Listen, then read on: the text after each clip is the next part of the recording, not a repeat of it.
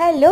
അപ്പോൾ ഞാൻ വീണ്ടും ഇന്ന് ഈവനിങ് സ്നാക്സ് ആയിട്ട് ഇറങ്ങിയിട്ടുണ്ട് കേട്ടോ. അപ്പോൾ അതിനായിട്ടൊരു ബൗൾ എടുക്കുക, അതിൽ കുറച്ച് കടലമാവ് ഇട്ട് കൊടുക്കുക, പിന്നെ കായ ഇഷ്ടമുള്ളവരാണെങ്കിൽ ഒരു നുള്ള് കായ ഇട്ട് കൊടുക്കുക, പിന്നെ 2 ടേബിൾ സ്പൂൺ കാശ്മീരി ചില്ലിയും 2 ടേബിൾ സ്പൂൺ എരിവുള്ള മുളക് പൊടിയും ഒക്കെ ചേർത്ത് കൊടുക്കുക കേട്ടോ.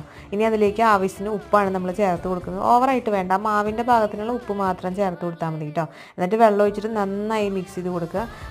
ഓവറായിട്ട് ലൂസ് ആവണ്ട, അതായത് ഇങ്ങനെ ഒരു കൺസിസ്റ്റൻസി മതി. പക്ഷേ ഞാൻ അരിപ്പൊടി ഇടാൻ മറന്നുപോയി ഗൈസ്. അരിപ്പൊടി ഇടുന്നത് എന്തിനാന്ന് വെച്ച് കഴിഞ്ഞാൽ ഒരു ക്രിസ്പിനെസ് ആവാനും ഒന്ന് സ്റ്റിഫായി നിൽക്കാനും വേണ്ടിയിട്ടാണ് കേട്ടോ. അപ്പോൾ ഇതാണ് മാവിൻ്റെ കൺസിസ്റ്റൻസി.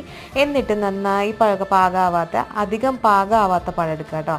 എന്നിട്ട് ഇതുപോലെ മാവിൽ മുക്കുക, നല്ലോണം തിന്നായിട്ട് കട്ട് ചെയ്യും വേണം കേട്ടോ. അപ്പോൾ മാക്സിമം അതിലേക്ക് ഇടുക. അപ്പോൾ ഞാനിതിനെ പഴംപൊരി ബജ്ജി എന്ന് വിളിക്കാൻ ആഗ്രഹിക്കുകയാണ്.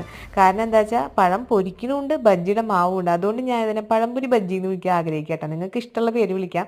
സംഭവം പാളുമെന്ന് വിചാരിച്ചെങ്കിലും പാളിയൊന്നും ഇല്ല, സംഭവം അടിപൊളിയായിരുന്നു. അപ്പോൾ നിങ്ങൾ എല്ലാവരും വീട്ടിലൊന്ന് ട്രൈ ചെയ്ത് നോക്കുക. Tata bye bye, see U.